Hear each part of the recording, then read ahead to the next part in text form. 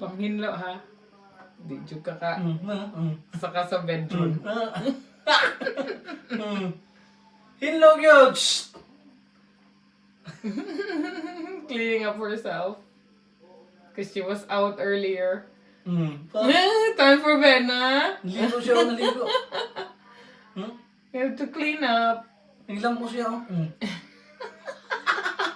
Nangilam ko siya. Kisa na nipis na sa ulo. Ay, nagkikukut-kut yun.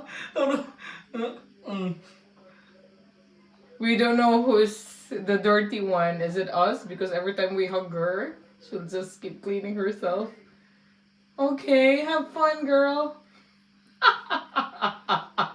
Grabe yun dito. Panghinlog yun, ha? Di dyan ka katulog sa bedroom. Iya, gigi ko nila. Pati lapa-lapa.